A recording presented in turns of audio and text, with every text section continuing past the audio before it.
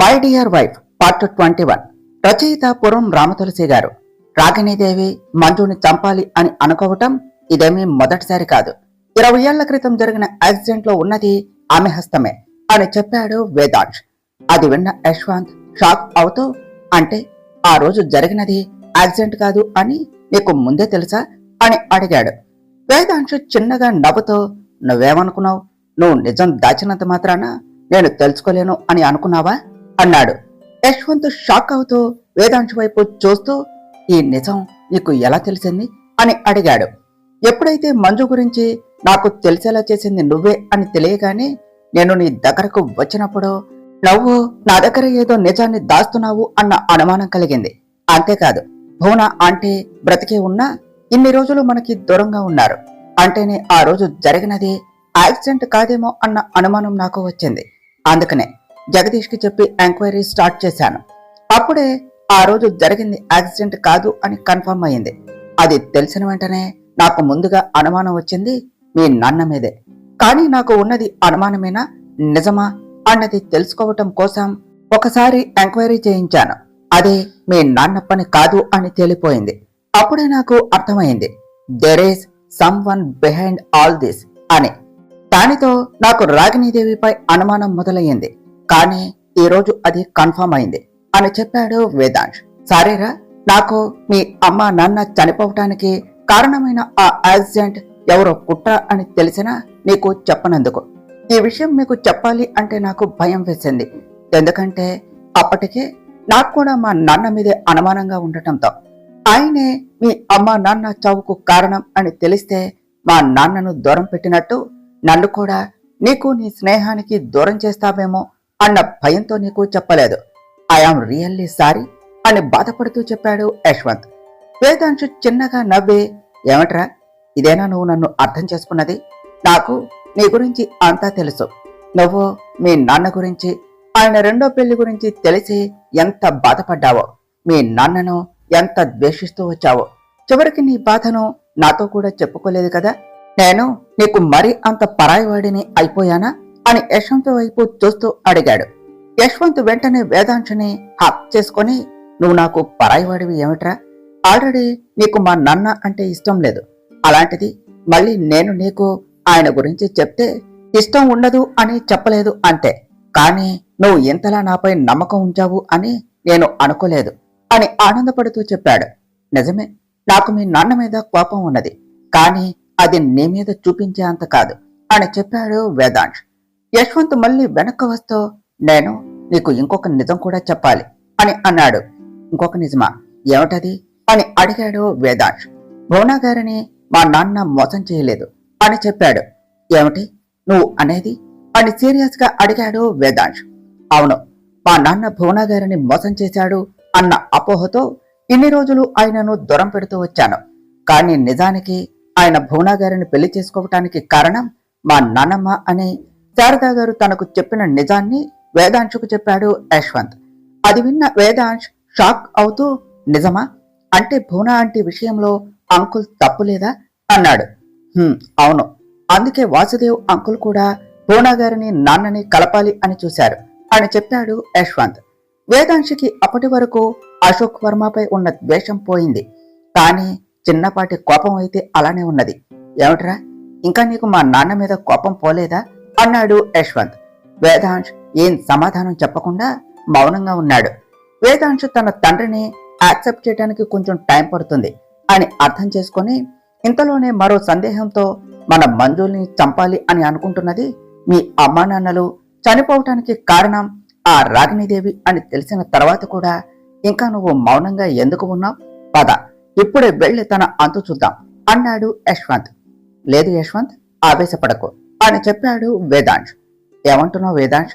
నువ్వు మీ అమ్మ నాన్నను కోల్పోవటానికి, మంజు ఇలా కష్టాలు పడటానికి, మనం అందరం ఇంత బాధపడటానికి కారణమైన ఆ రాగిణీదేవిని ఇంకా మనం వదిలేస్తే ఏమేం చేస్తుందో అన్నాడు యశ్వంత్. కంగారు పడకు యశ్వంత్, నాకు ఆ రాగిణీదేవిని చంపాలి అన్నంత కసిగా ఉన్నది. కానీ మనం మ్యాగీ గురించి ఆలోచించి ఆగిపోతున్నా అన్నాడు వేదాంశ్. ఏమంటున్నావురా? మ్యాగీకి దీనికి సంబంధం ఏమున్నది అన్నాడు యశ్వంత్. మ్యాగీకి తన తల్లి ఇలా చేసింది అంటే తట్టుకోగలదా? నీకు తెలియదా, మ్యాగీ పైకి కనిపించేంత స్ట్రాంగ్ కాదు అని. తను చాలా సెన్సిటివ్. ఈ విషయం తెలిస్తే తట్టుకోలేదు అని చెప్పాడు వేదాంశ్. యశ్వంత్ కొద్దిగా కూల్ అయ్యి, నిజమే, మ్యాగీకి ఈ విషయం తెలిస్తే తట్టుకోలేదు. అలాగని ఆ రాగిణీదేవిని అలాగే వదిలేస్తామా? మనం వెంటనే ఏదో ఒక యాక్షన్ తీసుకోకపోతే ఎలా అన్నాడు. లేదు యశ్వంత్, ఆ రాగిణీదేవి గురించి బాగా ఆలోచించి నిర్ణయం తీసుకోవాలి. ఆవిడను డీల్ చేయటం అంత ఈజీ కాదు. ఎందుకంటే ఆవిడ ఆస్తి కోసం ఎంత దూరమైనా వెళ్తుంది. ఆవిడ ఆస్తి కోసం సొంత భర్తనే చంపింది అని చెప్పాడు వేదాంశ్. ఏమిట్రా నువ్వు అనేది? మ్యాగీ వాళ్ళ నాన్నని వాళ్ళ అమ్మే చంపిందా అని షాక్ అవుతూ అడిగాడు యశ్వంత్. అవును, ఆవిడే చంపింది అన్నాడు వేదాంశ్. కానీ ఎందుకు అని అడిగాడు యశ్వంత్. ఎందుకంటే ఆయనకు అప్పటికే తనకి తన చెల్లెలకు మధ్య లేనిపోనివి చెప్పింది రాగిణీదేవి అని అర్థం చేసుకున్న చక్రవర్తి గారు అప్పటి నుండి ఆమెను ద్వేషిస్తూ వచ్చారు. ఇంతలోనే ఆయనకు మరో నిజం తెలిసింది. తన తండ్రి అప్పటికే రాగిణీదేవి బుద్ధిని ముందే గమనించి ఆస్తి మొత్తాన్ని భూనా ఆంటీ పేరు మీద రాశారు అని. దానితో ఆ ఆస్తిని ఎలాగైనా తన చెల్లికి అప్పగించాలి అని ఆంటీ కోసం వెతకటం మొదలుపెట్టారు. అది తెలుసుకున్న రాగిణీదేవి అప్పుడే తన భర్త తనకి అడ్డుగా ఉన్నాడు అని అనుకుని అతన్ని మంచం పెట్టేలా చేసి ఎవరికి అనుమానం రాకుండా చేసింది. మళ్ళీ ఎక్కడ భువన ఆంటీ తిరిగి వస్తుందో అన్న భయంతో ఆ యాక్సిడెంట్ ను చేయించింది అని చెప్తూ ఎదురుగా ఉన్న ఎవరినో చూసి షాక్ అయ్యాడు వేదాంశ్. అది గమనించిన యశ్వంత్ కూడా వేదాంశ్ చూపుని అనుసరిస్తూ అటుగా చూశాడు. అప్పటికే అక్కడికి వచ్చి ఏడుస్తూ నుంచుని ఉన్న మ్యాగీని చూసి షాక్ అయ్యి సైలెంట్ గా నుంచున్నారు ఇద్దరు. వెంటనే మ్యాగీ అక్కడకు వచ్చి, వేదాంశ్, నువ్వు చెప్పేది నిజమా? మా అమ్మే మా నాన్నను చంపిందా అని బాధపడుతూ అడిగింది. వేదాంశ్ సమాధానం చెప్పకుండా సైలెంట్ గా ఉన్నాడు. చెప్పు వేదాంశ్, నేను విన్నది నిజమేనా అని అడిగింది మ్యాగీ. వేదాంశ్ అవును అన్నట్టుగా తల ఊపాడు. మ్యాగీ తను విన్నది నిజమే అని అర్థం చేసుకుని, ఏమిటి, మమ్మీని నాన్నను చంపిందా అని అనుకుంటూ బాధతో అక్కడే కుప్పకూలిపోయింది. అది చూసిన వేదాంశ్, యశ్వంత్, అరుణ్లు వెళ్లి ఏడుస్తూ ఉన్న మ్యాగీని పట్టుకుని ఓదార్చారు. అయినా మ్యాగీ ఇంకా ఏడుస్తూనే ఉండటంతో ఆమెను ఎలా ఓదార్చాలో అర్థం కాక తననే చూస్తూ ఉండిపోయారు. ఏమిటి అరుణ్, మీరు ఎందుకు అసలు ఈ టైంలో ఇక్కడికి వచ్చారు అని అడిగాడు యశ్వంత్. అసలు వాళ్ళు అక్కడకు ఎందుకు వచ్చారు అన్న విషయాన్ని చెప్పాడు అరుణ్. అది విన్న వేదాంశ్, యశ్వంతులు షాక్ అవుతూ, ఏమిటి అంటే మ్యాగీకి వాళ్ళ అమ్మ గురించి అంతా తెలుసా అన్నారు. అంతా తెలుసు, వాళ్ళ నాన్న చావుకి వాళ్ళ అమ్మే కారణము అన్న విషయం తప్ప అని చెప్పాడు అరుణ్. అప్పుడు మ్యాగీ పడుతూ ఉన్న బాధకు ఒక రకంగా తనే కారణము అని కొంచెం గిల్టీగా ఫీల్ అయ్యాడు వేదాంశ్. దేవుడా, నేనేమి అన్యాయం చేశాను అని ఇలాంటి తల్లిని నాకు ఇచ్చావు అని బాధపడుతూ ఏడుస్తూనే ఉన్నది మ్యాగీ. అలా కాసేపు ఏడుస్తూనే ఉన్న మ్యాగీ సడన్ గా ఒక్కసారిగా మౌనంగా ఉన్నది. దానితో వేదాంశ్, యశ్వంత్, అరుణ్లో మ్యాగీ వైపు చూశారు. అప్పటి వరకు ఏడ్చిన మ్యాగీ తన కన్నీళ్లు తుడుచుకుంటూ పైకి లేచి వేదాంశ్ దగ్గరకు వచ్చి, అవును వేదాంశ్, నీకు నాన్న చనిపోవటానికి కారణం మమ్మీనే అన్న విషయం ఎలా తెలుసు అని అడిగింది. 20 ఏళ్ల క్రితం జరిగిన యాక్సిడెంట్ ప్రమాదవశాత్తు జరిగినది కాదు, అది మర్డర్ అని తెలియగానే అశోక్ అంకుల్ మీద డౌట్ తో ఎంక్వైరీ చేయించినప్పుడు ఆయన కాదు అని తెలిసాక నాకు ముందుగా అనుమానం వచ్చింది మీ మమ్మీ మీదనే. దానితో ఆవిడ గురించి పూర్తిగా తెలుసుకోవాలి అని ఎంక్వైరీ చేయించాను. అందులో ఈ విషయం బయటపడింది.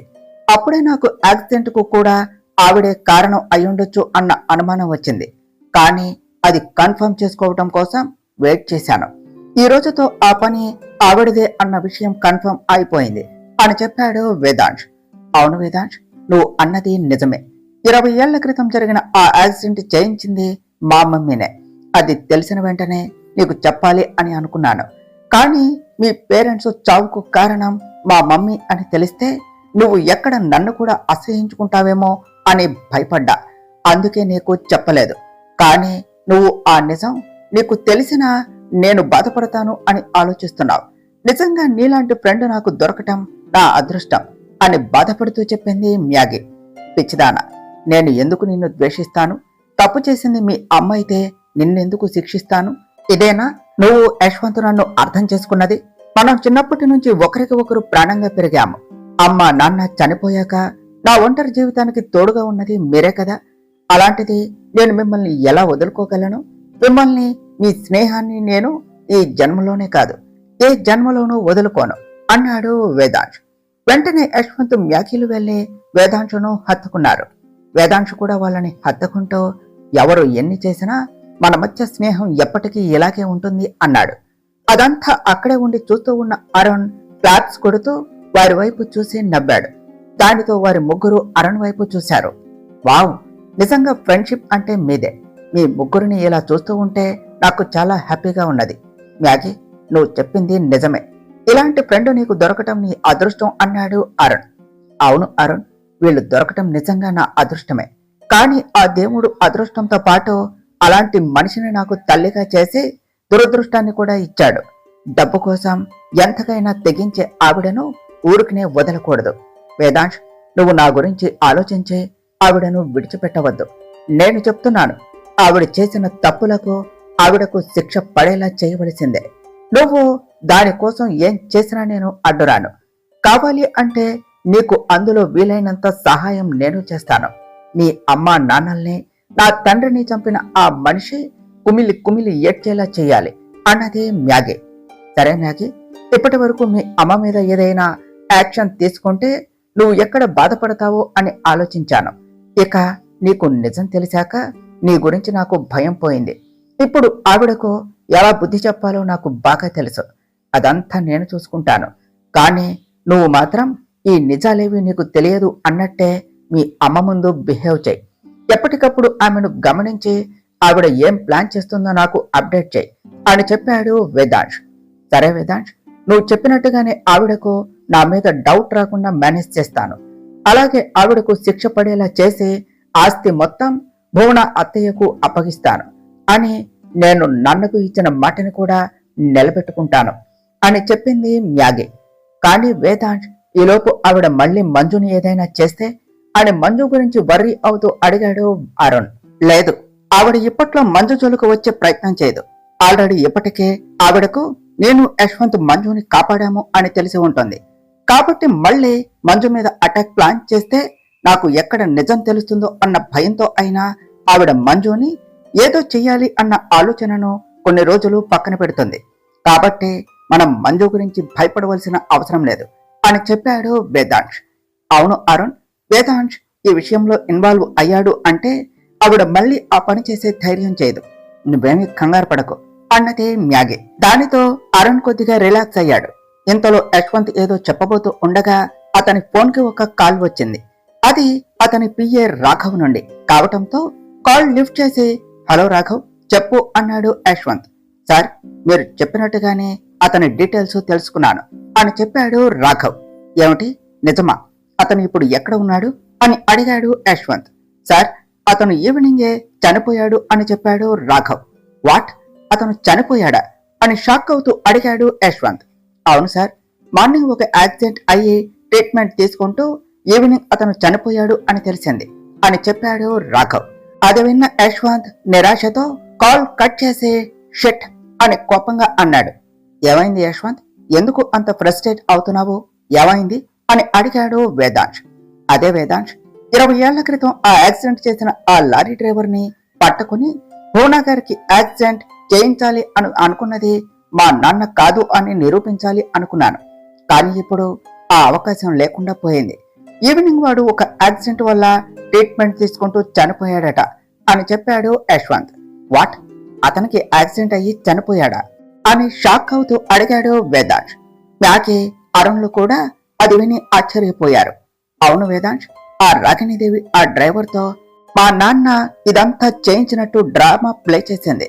అది నమ్మే భువనా గారు ఎక్కడ మళ్ళీ తనకి తన బిడ్డకు ప్రమాదం మా నాన్న వల్లే వస్తుందో అని భయపడి మనకి దూరంగా వెళ్లిపోయారు అని చెప్పాడు యశ్వంత్. వాట్, డ్రామా ప్లే చేయటం ఏమిటి అని అడిగాడు వేదాంశ్. ఇంతకు ముందే అమ్మ కాల్ చేసింది. నాన్న భువనా గారిని చూడటానికి హాస్పిటల్ కు వెళ్లారట.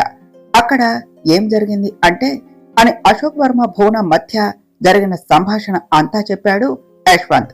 అదంతా విన్న వేదాంశు షాక్ అవుతూ, అంటే ఎక్కడ వాళ్ళు బ్రతికితే నేరం తన మీద పడుతుందో ఏమోనని ముందు జాగ్రత్తగా ఆవిడ ఇంత ప్లాన్ చేసింది అన్నమాట అన్నాడు. అవును వేదాంశ్, నిజానికి ఆవిడ మీ అమ్మా నాన్నను చంపాలి అని అనుకోలేదు. ఆవిడ టార్గెట్ భువన అత్తయ్య ఇంకా మంజునే. ఆవిడకు కూడా యాక్సిడెంట్ అయ్యాకనే తెలిసింది ఆ కారులో మీ అమ్మ నాన్న కూడా ఉన్నారు అని. ఆ ప్రమాదంలో ఒకవేళ వాళ్ళు తప్పించుకున్నా తన మీద ఎవరికి అనుమానం రాకుండా ఉండాలి అని కావాలి అనే ఆ డ్రైవర్తో అలా మాట్లాడించింది. అది భువన అత్తయ్య విన్నది. దానివల్లే భువన అత్తయ్య వాళ్ళు ఇన్ని రోజులు అందరికీ దూరంగా అజ్ఞాతంలో బ్రతకవలసి వచ్చింది. నాకు కూడా ఈ నిజం నైట్ తెలిసింది. ఆవిడకు భువన ఆంటీ వాళ్ళు బ్రతికే ఉన్నారు అన్న నిజం తెలిసింది నిన్ననే. ఈ రోజే ఆ డ్రైవర్ చనిపోయాడు అంటే ఎక్కడ నిజం బయటపడుతుందో అన్న భయంతో ఆవిడే ఆ డ్రైవర్ను కూడా చంపించి ఉండవచ్చు అని చెప్పింది మ్యాగీ. నీ గెస్ కరెక్టే మ్యాగీ, 100% ఇది మీ అమ్మ పనే అన్నాడు వేదాంశ్. ఇప్పుడు ఎలా వేదాంశ్? ఆ యాక్సిడెంట్ చేయించింది ఆవిడే అని నిరూపించే ఒకే ఒక సాక్ష్యం ఆ లారీ డ్రైవర్. ఇప్పుడు అతను కూడా చనిపోయాడు. మరి ఎలా భువన గారికి ఆ యాక్సిడెంట్ నాన్న చేయలేదు అని నిరూపించేది? అసలే మనకు చాలా తక్కువ టైం ఉన్నది. భువన గారు ఎన్ని రోజులు బ్రతుకుతారో తెలియదు. ఈలోపే ఆవిడకు నిజం నిరూపిస్తే కాని ఆంటీ నాన్నను అర్థం చేసుకుని మంజుకి నాన్న గురించి చెప్తారు. అప్పుడు కాని మంజు నాన్న కలవరు. మంజుకి నిజాలు అన్ని భువన గారు చెప్పినప్పుడు మాత్రమే మన ప్రాబ్లమ్స్ అన్ని సాల్వ్ అవుతాయి. ఇప్పుడు ఆ డ్రైవర్ చనిపోయాడు. ఇక ఏం చేస్తే భువన గారు నాన్నని నమ్ముతారు అన్నాడు యశ్వంత్. పోనీ నాకు నిజం తెలుసు కదా, నేను వెళ్ళి నిజం చెప్తే అత్తయ్యకు అంతా అర్థమవుతుంది కదా, అప్పుడు మన ప్రాబ్లమ్స్ అన్ని సాల్వ్ అయిపోతాయి కదా అని చెప్పింది మ్యాగీ.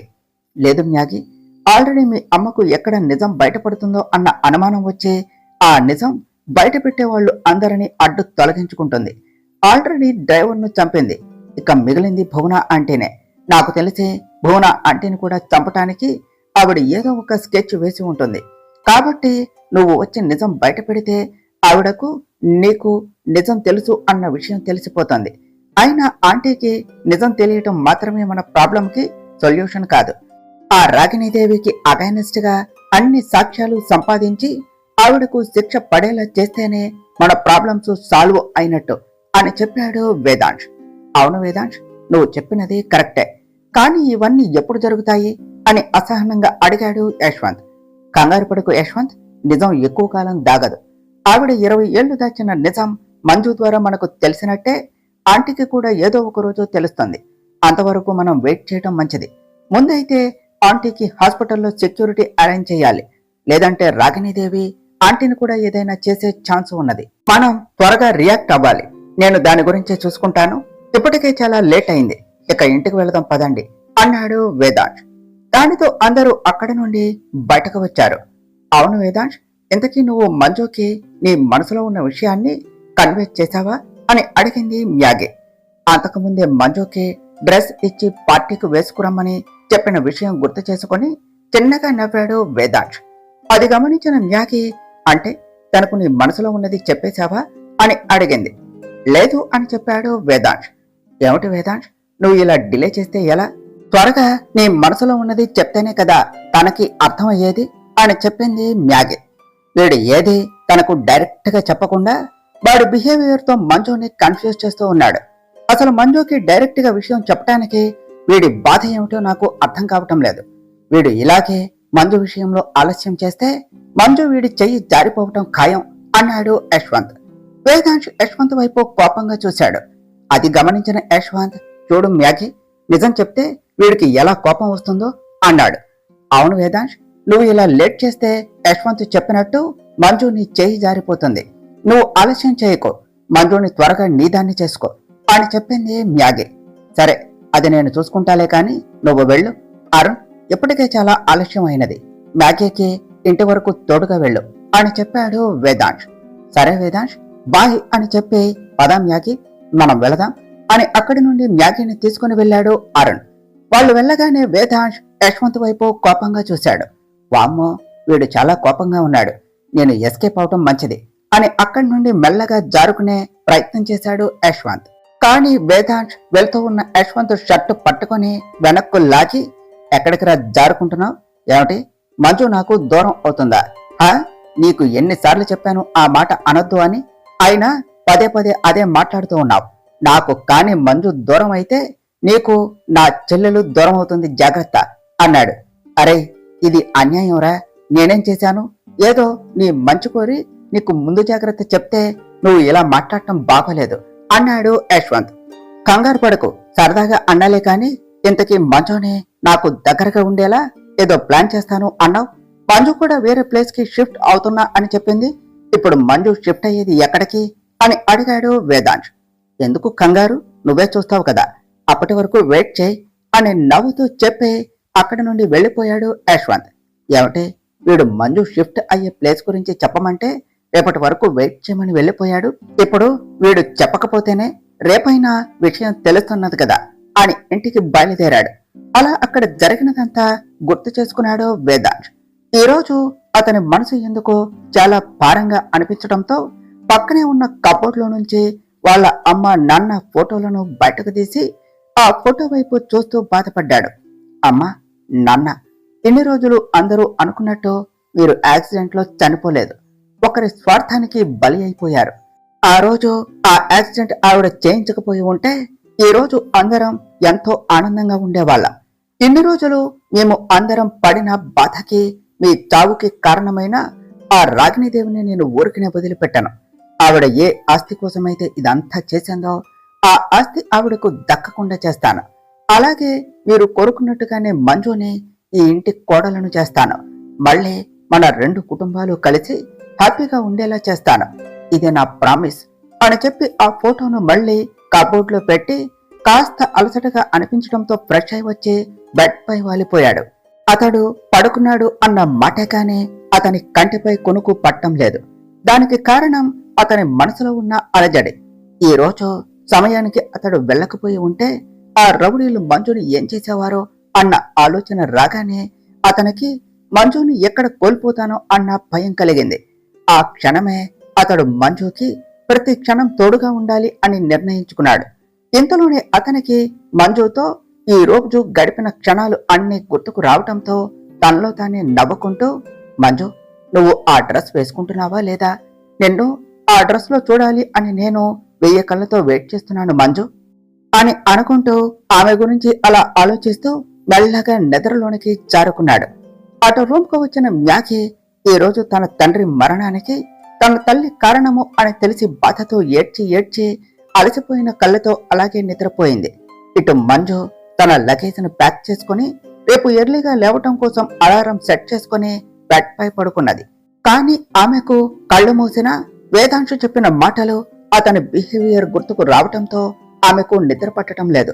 దానితో ఆమె పైకి లేచి కూర్చొని, అసలు అతను నాతో ఎందుకు అలా బిహేవ్ చేస్తున్నాడు? ఒకవేళ నిజంగానే వర్ష చెప్పినట్టు అతను నన్ను ఇష్టపడుతున్నాడా? అంత కన్ఫ్యూజన్ గా ఉన్నది అని అనుకుంటూ వేదాంశు తనకు ఇచ్చిన డ్రెస్ వైపు చూస్తూ ఉన్నది. అతను పార్టీకి ఈ డ్రెస్ వేసుకుని రమ్మన్నాడు. ఇది వేసుకుని వెళ్ళాలి అంటే ఎవరు ఏమనుకుంటారో అని భయంగా కూడా ఉన్నది. కానీ అతను నన్ను కాపాడినందుకు థ్యాంక్స్ బదులు డ్రెస్ వేసుకుని రమ్మని చెప్పాడు. కాబట్టి వేసుకోకపోతే బాగోదు. ఇప్పుడు ఏం చేయాలి? వేసుకోవాలా వద్దా? ఏమీ అర్థం కావటం లేదు అని అనుకుంటూ గోడకు ఉన్న గడియారం వైపు చూసి, అమ్మో, ఇప్పటికే చాలా లేట్ అయ్యింది. త్వరగా నిద్రపోకపోతే ఎర్లీగా లేవలేను.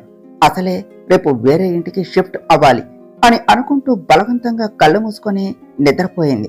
అలా ఆ రోజు గడిచిపోయింది. ఉదయం 7 గంటలు అయ్యింది.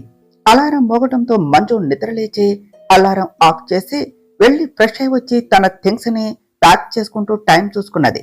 అప్పటికే టైం 8 కావటంతో ఇది ఇంకా నిద్ర లేచిందో లేదో అని అనుకుని వర్షకు కాల్ చేసింది. ఇటు కాల్ లిఫ్ట్ చేసిన వర్ష, హలో మంజు, వస్తున్నా, ఇప్పుడే స్టార్ట్ అయ్యా అని చెప్పింది. స్టార్ట్ అయ్యావా? ఇంకా నువ్వు ఎక్కడ నిద్రపోతున్నావో అనుకున్నా, అందుకనే కాల్ చేశా అని చెప్పింది మంజు. నువ్వు మరీ ఓవర్ యాక్షన్ చేయకే, నీకోసము అని కష్టపడి మార్నింగ్ లేచి రెడీ అయ్యి నీకోసం వస్తూ ఉంటే నువ్వు ఇలా అంటావా? నేను ఇప్పుడే వెనక్కు వెళ్ళిపోతాను అన్నది వర్ష. అయ్యో వద్దు వర్ష, సారీ, ఏదో సరదాగా అన్నాను, నువ్వు ఎందుకు అంత సీరియస్ అవుతావు అన్నది మంజు. సర్లే, ఇంకోసారి అలాగే అను, అప్పుడు ఉంటుంది అన్నది వర్ష.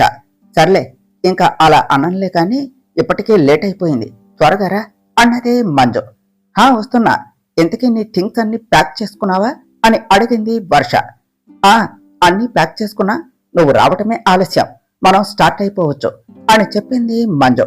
సరే, నేను ఒక 15 minutes లో అక్కడ ఉంటా, బాయ్ అని చెప్పి కాల్ కట్ చేసింది వర్ష. మంజు తన థింగ్స్ అన్ని ప్యాక్ చేసుకున్నదో లేదో అని మళ్ళీ ఒకసారి చెక్ చేసుకుంటూ ఉన్నది. ఇటు భానుమతి గారు పొద్దున్నే లేచి రెడీ అయ్యి కిందకు వచ్చి లక్ష్మమ్మ లక్ష్మమ్మ అని పిలిచారు.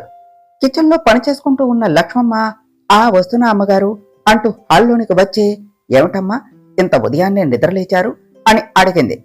అదేమిటి లక్ష్మమ్మ మర్చిపోయావా, ఈరోజు మంజు వస్తున్నది కదా అన్నారు భానుమతి గారు. అయ్యో ఆ విషయం నేను ఎలా మర్చిపోతానమ్మా, ఆల్రెడీ పైన అన్నీ సిద్ధం చేసి ఉంచా. మంజు అమ్మ వస్తే తనకు ఇబ్బంది లేకుండా నేను దగ్గర ఉండి చూసుకుంటాను కదా అని చెప్పింది లక్ష్మమ్మ. అది సరే కానీ ఏదైనా తిని వస్తుందో లేదో, ఎందుకైనా మంచిది అన్ని రకాల టిఫిన్లు వండి పెట్టు. తనకు ఏం నచ్చుతుందో మనకు తెలియదు కదా, అంతేకాదు అసలే తనకు వంట రాదట, కాబట్టి ఇక నుండి ప్రతిరోజు తను కూడా మనతో పాటే ఇక్కడే తింటుంది. ఆ ఏర్పాట్లు అన్నీ చూడు అని చెప్పారు భానుమతి గారు. సరేనమ్మా, అదంతా నేను చూసుకుంటాను. ముందైతే మీరు ఇక్కడ కూర్చోండి, ఇప్పుడే కాఫీ పెట్టి తీసుకుని వస్తాను అని చెప్పి కిచెన్లోనికి వెళ్ళింది లక్ష్మమ్మ. అలా 5 నిమిషాల్లో కాఫీ పెట్టి తీసుకుని వచ్చి భానుమతి గారికి ఇచ్చి, అవునమ్మా ఇంతకీ మంజు అమ్మ ఇక్కడ నుండి పైనే ఉంటుంది అన్న విషయం వేదాంశ బాబుకి అంకితమ్మకు చెప్పలేదు. వాళ్లకు కూడా ఒక మాట చెప్పవలసింది అన్నది లక్ష్మమ్మ. మంజు ఇక నుండి ఇక్కడే ఉండబోతుంది అన్న విషయం వీళ్లకు ముందే చెప్తే ఎలా? మంజు వచ్చాక వీళ్లకు తనని డైరెక్ట్ గా చూపించి సర్ప్రైజ్ చేస్తాను. మంజుని ఇక్కడ చూడగానే వేదాంశ్ ఎలా ఫీల్ అవుతాడో నాకు దగ్గర నుండి చూడాలి అని ఉన్నది. అందుకే వాళ్లకు ఇంకా చెప్పలేదు అన్నారు భానుమతి గారు. అది సరేగాని అమ్మా, మంజు అమ్మకి వాళ్ళ అమ్మ గురించి మన గురించి పూర్తిగా తెలియదు కదా, మరి తనకు ఎప్పుడు నిజం చెప్తారు అని అడిగింది లక్ష్మమ్మ. ఆ నిజం మనం చెప్పేది కాదు లక్ష్మమ్మ, ఆ దేవుడే తనకి సమయం వచ్చినప్పుడు నిజం తెలిసేలా చేస్తాడు. కానీ ఆ సమయానికి అన్ని అపార్థాలు తొలగిపోయి అందరూ కలిసి ఉంటే అదే చాలు అన్నారు భానుమతి గారు. అవునమ్మా, తప్పకుండా అలాగే జరుగుతుంది. అంతేకాదు త్వరలోనే మంజు అమ్మ మన ఇంటి కోడలుగా ఇంట్లో అడుగు పెడుతుంది అన్నది లక్ష్మమ్మ. నువ్వు చెప్పింది నిజమే లక్ష్మమ్మ, చూడబోతూ ఉంటే త్వరలోనే నువ్వు అన్నట్టుగానే అది కూడా జరుగుతుంది అని నా మనసుకు అనిపిస్తుంది. అవును, ఇంతకీ వేదాంశ అంకితాలు ఇంకా నిద్ర లేవలేదా అని అడిగారు భానుమతి గారు. లేదమ్మా, రాత్రి ఆలస్యంగా పడుకున్నారు కదా, అందుకనే ఇంకా నిద్ర లేచినట్లు లేరు అని చెప్పింది లక్ష్మమ్మ. అవును, రాత్రి బాగా ఆలస్యమైనది కదా, అలసిపోయి ఉంటారు, కాసేపు ఆగి వాళ్లే లేస్తారులే. సరే సరే, ముందైతే నువ్వు వెళ్ళి కిచెన్లో ఏర్పాట్లు చూసుకో, మంజు కాసేపట్లో వచ్చేస్తుందేమో అని హడావిడి చేశారు భానుమతి గారు. సరే అమ్మా అని భానుమతి గారు తాగిన కాఫీ కప్పును తీసుకుని కిచెన్లోనికి వెళ్ళింది లక్ష్మమ్మ. భానుమతి గారు మాత్రం మంజు ఎప్పుడు వస్తుందా అని ఆత్రంగా గుమ్మం వైపు చూస్తూ ఉండిపోయారు. ఇటు మంజు తన థింగ్స్ అన్ని ప్యాక్ చేసిందో లేదో అని చెక్ చేసుకుంటూ ఉండగానే అక్కడకు వచ్చింది వర్ష. రావడంతోనే మంజు నీ థింగ్స్ అన్ని ప్యాక్ చేసుకున్నట్టేనా అని అడిగింది. హా వర్ష, అన్నీ ప్యాక్ చేసుకున్నాను, కాసేపు కూర్చో, ఒక 10 minutes లో స్టార్ట్ అవుదాం, ఇప్పుడే కదా వచ్చావు అన్నది మంజు. దానితో వర్ష సరే అని చెప్పి బెడ్ పై కూర్చుంటూ, అవును మంజు, ఆంటీకి నువ్వు షిఫ్ట్ అవుతూ ఉన్న విషయం చెప్పావా అని అడిగింది. చెప్పాను, సడన్ గా హాస్టల్ ఖాళీ చేస్తున్నాను అనగానే కొద్దిగా భయపడింది. ఏదో ఒకటి చెప్పి మేనేజ్ చేశాను, అక్కడికి షిఫ్ట్ అవగానే ఒకసారి అమ్మ దగ్గరకు వెళ్ళి వస్తా అని చెప్పింది మంజు. అవును మంజు, ఇంతకీ మీ బాసు నీకు కొని ఇచ్చిన డ్రెస్ ఏది అని ఎక్సైట్ అవుతూ అడిగింది వర్ష. మర్చిపోకూడదు అని పైనే బ్యాగ్ లో పెట్టుకున్న ఆ డ్రెస్ ను తీసి చూపించింది మంజు. అది చూడగానే వర్ష ఆశ్చర్యపోతూ, వావ్ మంజు, డ్రెస్ ఎంత బాగున్నదో, ఈ డ్రెస్ నీకు బాగా సెట్ అవుతుంది, మీ బాస్ సెలక్షన్ సూపర్ మంజు, నీ స్కిన్ కి ఈ కలర్ పర్ఫెక్ట్ గా ఉంటుంది, ఈ డ్రెస్ ని పర్ఫెక్ట్ గా నీకోసమే డిజైన్ చేయించినట్టు ఉన్నది, అదే నిజం అనుకో, ఈ డ్రెస్ చూస్తూ ఉంటేనే అర్థమవుతుంది నైట్ నేను చెప్పింది నిజమే అని మంజు వైపు చూస్తూ చెప్పింది వర్ష. దానితో మంజు బుగ్గలు ఒక్కసారిగా సిగ్గుతో ఎర్రబడ్డాయి. కానీ దాన్ని కవర్ చేసుకుంటూ, ఏయ్ ఇంకా చాలే పద, ఇప్పటికే లేట్ అయ్యింది, పైగా నీకు ఈరోజు ఆఫీస్ కూడా ఉన్నది, మర్చిపోయావా, నన్ను డ్రాప్ చేసి నువ్వు ఆఫీస్కు వెళ్దువు గాని అని చెప్పింది మంజు. మంజు ఆఫీస్ గురించి గుర్తు చేయగానే, అమ్మో నిజంగానే ఆఫీస్ విషయమే మర్చిపోయా, సరే పద, త్వరగా నిన్ను డ్రాప్ చేసి నేను ఆఫీస్కు వెళ్తాను, నువ్వు ఈ రోజుకు కొద్దిగా మేనేజ్ చేసుకో, రేపు వచ్చి నీకు రూమ్ సర్దడంలో హెల్ప్ చేస్తా అని చెప్పింది వర్ష. సరే పద అని చెప్పి లగేజ్ తీసుకొని బయటకు వెళ్ళింది మంజు. వర్ష కూడా మిగిలిన లగేజ్ ని తీసుకొని మంజు వెనకే బయటకు వెళ్ళింది. అలా ఇద్దరు అక్కడి నుండి వేదాంశ్ ఇంటికి బయలుదేరారు.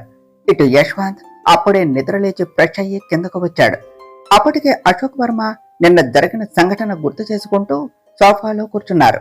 అది గమనించిన యశ్వంత్ అతని పక్కకు వెళ్లి కూర్చొని గుడ్ మార్నింగ్ నాన్న అని చెప్పాడు. అశోక్ వర్మ ఏ సమాధానం ఇవ్వకుండా ఏదో ఆలోచిస్తూ ఉండటంతో అప్పుడే కిచెన్ లో నుండి కాఫీ తీసుకుని వస్తూ ఉన్న శారదా గారి వైపు చూసి ఏమైంది అని అడిగాడు యశ్వంత్. అదే యశ్వంత్, నిన్న జరిగిన దాని గురించి ఆలోచిస్తూ బాధపడుతున్నట్టున్నారు అని చెప్పారు శారదా గారు. నాన్న అని అశోక్ వర్మను గట్టిగా పిలిచాడు యశ్వంత్. అశోక్ వర్మ తన ఆలోచన నుండి బయటకు వస్తూ ఏమిటి యశ్వంత్ అని అడిగారు. ఏమిటి నాన్న, నిన్న జరిగిన దాని గురించి బాధపడుతున్నారా అని అడిగాడు యశ్వంత్. లేదు యశ్వంత్, అసలు ఆ డ్రైవర్ చేత అలా చెప్పించింది ఎవరో అని ఆలోచిస్తున్నాను. అసలు అలా చేయవలసిన అవసరం ఎవరికి ఉన్నది? నువ్వు దీని గురించి ఎంక్వైరీ చేస్తున్నాను అని చెప్పావు కదా, నీకు ఏమైనా తెలిసిందా అని అడిగారు అశోక్ వర్మ. తెలిసింది నాన్న అన్నాడు యశ్వంత్. అది విన్న అశోక్ వర్మ శారదా గారు తెలిసిందా, ఎవరు అని అడిగారు. రాగిణీదేవి అని చెప్పాడు యశ్వంత్. ఆ పేరు వినగానే అశోక్ వర్మ షాక్ అవుతూ ఏమిటి, రాగిణీదేవా అంటే మ్యాగీ వాళ్ళ అమ్మనా అన్నాడు. అవును నాన్న అని సమాధానం ఇచ్చాడు యశ్వంత్. అశోక్ వర్మ శారదాలు షాక్ అవుతూ ఒకరి మొహం ఒకరు చూసుకున్నారు. అసలు ఆ పని చేయవలసిన అవసరం తనకేమిటి అని అడిగారు అశోక్ వర్మ. ఆవిడకు ఆ అవసరం ఏమున్నదో తెలియాలి అంటే భువనా గారి గురించి మరికొన్ని విషయాలు తెలియాలి అన్నాడు యశ్వంత్. భువనా గురించి నాకు తెలియని నిజాలు ఏమిటి అని అడిగాడు అశోక్ వర్మ. అవును నాన్న, మీకు భువనా గారి గురించి తెలిసింది కొద్దిగే. నిజానికి ఆవిడ Janardhan group of industries chairman Janardhan గారి కూతురు అని చెప్పాడు యశ్వంత్. అది విన్న అశోక్ వర్మ ఆశ్చర్యపోతూ ఏమిటి యశ్వంత్ నువ్వు చెప్పేది, భువన జనార్దన్ గారి అమ్మాయా? నువ్వు చెప్పేది నాకు అర్థం కావటం లేదు అన్నాడు. అవును నాన్న, అసలేమి జరిగింది అంటే అని నైట్ వేదాంశు ద్వారా తనకు తెలిసిన నిజాన్ని అశోక్ వర్మ శారదాలకు చెప్పాడు యశ్వంత్. తర్వాత ఏమి జరిగిందో నెక్స్ట్ పార్ట్లో తెలుసుకుందాం ఫ్రెండ్స్. డియర్ ఫ్రెండ్స్, మీకు కనుక ఈ కథ నచ్చినట్లయితే మీ అభిప్రాయాలను కామెంట్ల రూపంలో తెలియచేయండి. ఈ వీడియోను లైక్ చేయండి, షేర్ చేయండి, మా ఛానల్ను సబ్స్క్రైబ్ చేసుకోండి ఫ్రెండ్స్. Thank you.